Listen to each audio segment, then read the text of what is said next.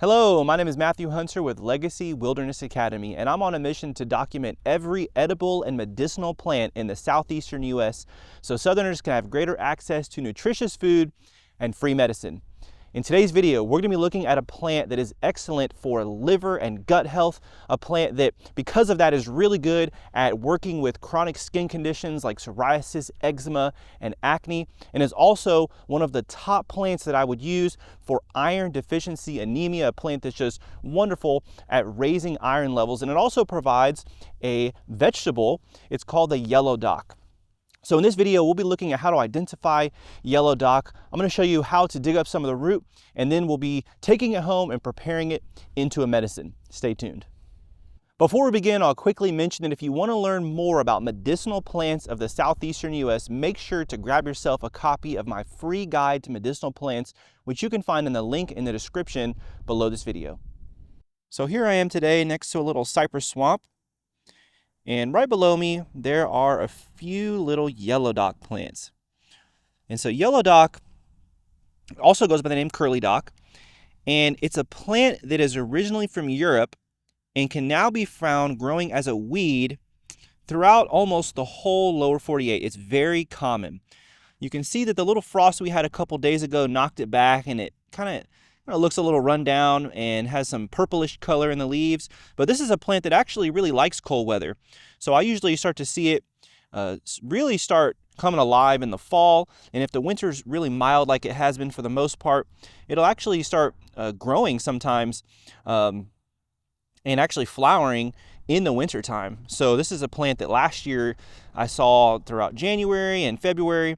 Right now, it's not really growing a whole lot. There are a couple new young leaves I'll show you in the middle. But what we're really after in this video is the root for the medicinal use. So you want to harvest the root when the plant is more dormant, because all the energy is going to be in the root.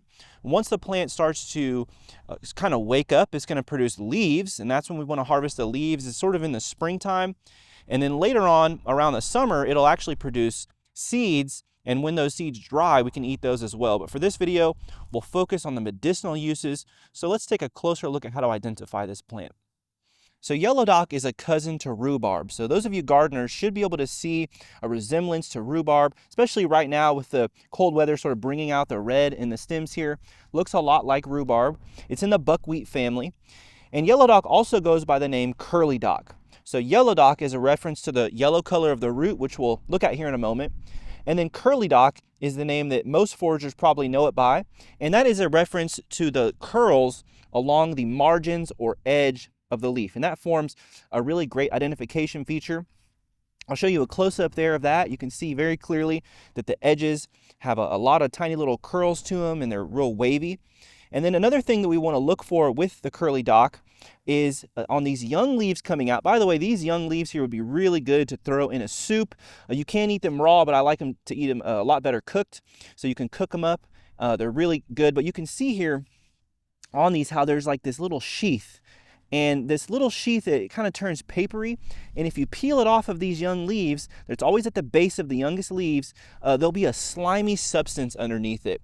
And that right there in itself provides a really good identification feature when it's in this sort of young pre-flowering stage.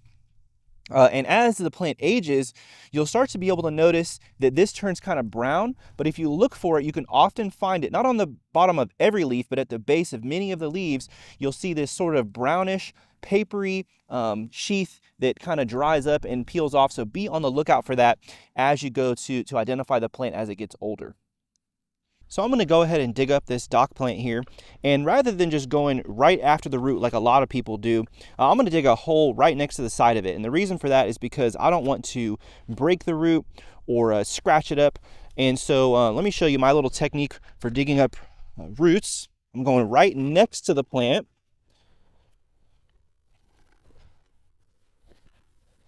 And as always, when I'm digging up roots like this, I want to make sure that people don't trip over the hole, and I also don't want to create a huge visual impact. So I'm going to make sure to put all the dirt right next to the hole so I can fill it right back in as soon as I leave and cover it up to where no one really knows I was ever here. All right, now that I've dug a little hole on the side, I'm going to go ahead and put the shovel down right next to the plant and pop it out here right into the space that I've created. So there we go. And I'll grab the plant, I'll shake it loose, and there we go. You can see that I got the whole root out without damaging it. Well guys, as you can see, it's starting to get a little rainy here, so I'm gonna go ahead and dig up a few more of these roots, and we'll take them home, talk about their medicinal uses, and I'll show you exactly how to prepare them into a medicine.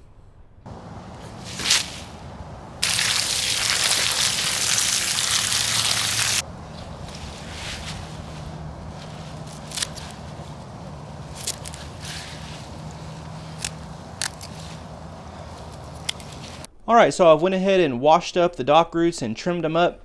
And I've split a few open here so you can see where it gets its name yellow dock. You can see that yellow core. You'll notice on a few of these how the core on some of the larger roots actually gets a little bit rotten. So the next step here is I'm going to be removing some of the rotten parts, and then I'm not going to be using all of this today. So I'm going to cut it up into small pieces, and I'm going to be drying it. And so anytime you're drying roots, you just want to be on the lookout for mold and make sure that they're drying fast enough. So to dry these, I'm just going to make sure that they're in really small pieces. I'm going to put them on my table in my dining room. Then I'm just going to turn on the ceiling fan for a few days. And after about 3 days, that's going to be just enough. And we just want to make sure we're not putting them in like a corner where there's no airflow or a place that's like moist or something like that. But if you make sure they get adequate airflow, then they're not going to mold on us. And so I'm going to go ahead and do that. And then I'm actually just going to be using some of the dried root today. You can use the fresh root. You can also make a tincture, but we're going to be making a decoction of some of the dried root I have. So let me show you how to do that next. All right, so like I said, we're going to be making a standard decoction. A decoction is when you take a plant and you boil it for about 15 minutes. And with tougher plant parts like bark or roots, we have to boil it that long to get out the medicinal constituents. And so for a standard decoction, the ratio we're going to use is 1 ounce by weight to 32 fluid ounces of water. So it's a 1 to 32 ratio. And what that ends up being is 1 quart or 4 cups of water. So in here, I've put 1 quart or 4 cups of water, and we're going to measure this on the kitchen scale. So 1 ounce is 28 grams. And I realize most people don't have a kitchen scale, so I'm just going to use tablespoons. Okay. So we're going to do 28 grams here. Oh, I think I have it flipped to ounces. There we go. So that's 13.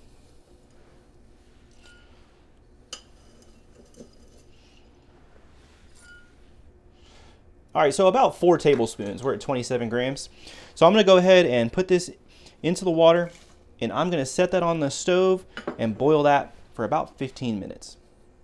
Okay, so now that we've made our decoction, what is an internal dosage of something like this going to be? Well, you really don't need a whole lot. So this is a plant that you're usually going to take before meals because it's a digestive bitter. So we want to sort of stimulate the digestive response and have our body start to begin secreting things like bile and digestive enzymes that are going to help break down our food, help us with nutrient absorption. And so this is usually something you really just need a little bit. Just take maybe 2 mouthfuls of it before a meal. Here I have a third of a cup here. And so I don't know where my quarter cup went. That's what I usually use. But you can see a third of a cup here. So I wouldn't even have to fill this whole thing up. So maybe just a quarter cup is what you would take. And oftentimes this is mixed with other plants that are good for the liver, like burdock root and dandelion, and those berberine containing herbs like barberry or Oregon grape and things like that. But I'm getting ahead of myself. So next, let's talk about the medicinal uses and how you're actually going to be using yellow dock. So like I said, yellow dock is primarily a plant that's used for the digestive system. And in helping the digestive system, we're aiding the gut and also healthy liver function. And whenever we have a healthy gut and healthy liver, it overflows into a healthy skin. So traditionally, this plant is thought of as a blood purifier. And that term may sound kind of strange to modern ears, but that's really a good description of what's going on. Whenever we help support liver function, our body is going to feel cleaner, and it's going to basically purify our blood, so to speak, right? So this is a plant that really has been used a lot for chronic skin conditions like eczema, psoriasis, and acne. And one of the theories behind how psoriasis happens is that it's caused from leaky gut. So what happens whenever we're ingesting toxins, for example, a lot of processed food or things that we're maybe allergic to, what can happen is our lining in our gut can start to break down. And what happens is that toxins are able to enter through our gut that shouldn't be able to enter through our gut, and they end up entering into the lymph. After that, they're excreted through the skin where they should be being excreted through the gut. And so our gut is actually a major part of our immune system. A lot of people don't know that, but a healthy gut is a healthy immune system. And so all these toxins in our lymph will cause breakouts. At least that's one of the main theories behind psoriasis. There's obviously, different causes, but that's one of the causes that a lot of people suggest.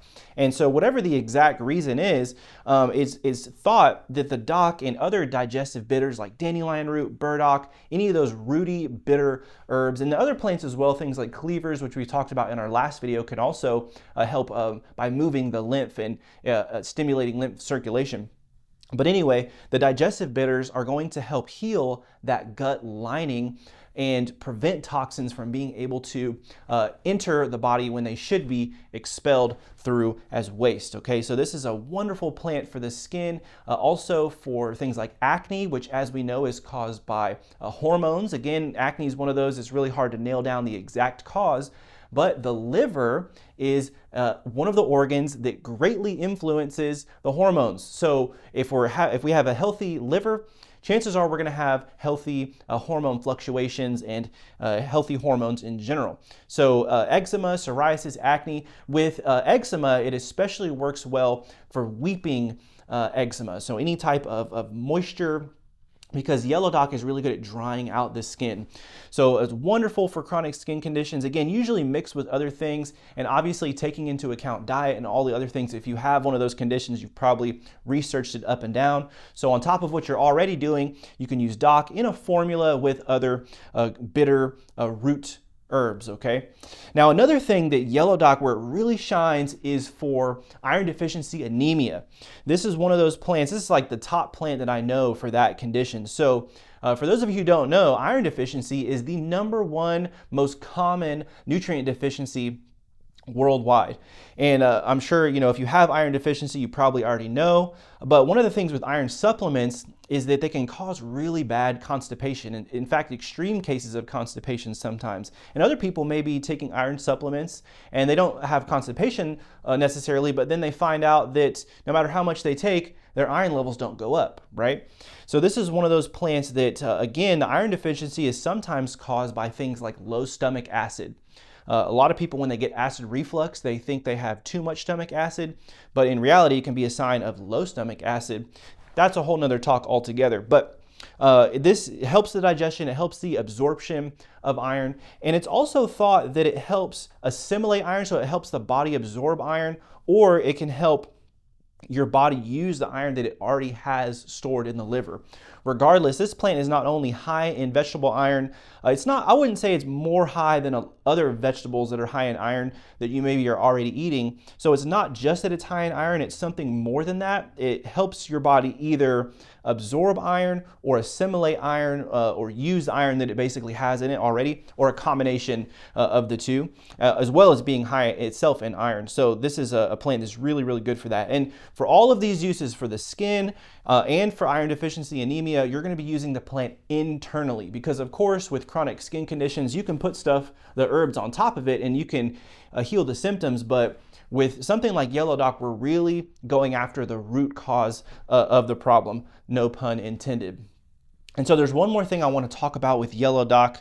This is a plant that can be used for itchy skin, especially like breakouts. So you think of things like chickenpox, for example, or hives that may be an allergic reaction, like you walk through some tall grass and you've broken out and you're all itchy. or even poison ivy rashes that have kind of gotten out of control and you want some temporary symptomatic relief. And one of the ways that you can do that is by making an herbal bath. So what we're going to do for that is make a decoction just like I already showed you, and then you're going to pour it in bath water and you can take an herbal bath. And again, this is usually mixed with other herbs that are sort of, you know, specific to the purpose. For something like allergies, you could use ragweed leaves, which I've covered in another video. For things like herpes outbreaks, for example, you could use things like self-heal, or, you know, right? So you obviously want to take other herbs that are specific to what's actually going on, not just yellow dock by itself. But yellow dock, because it's drying, it can really help with itchy skin. Okay, so let me show you how to do that real quick. Okay, so for this, all you're going to do is fill yourself up a nice hot bath. Then we're going to strain the rest of that decoction through a colander. And you can do this with a lot of different herbs. It's a great way to apply herbs to large amounts of skin at one time. Next, we'll go ahead and pour it on in.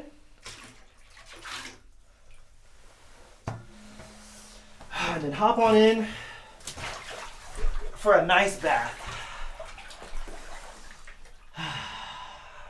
After a long, hard day, some nice yellow dock to take the edge off of itchy skin.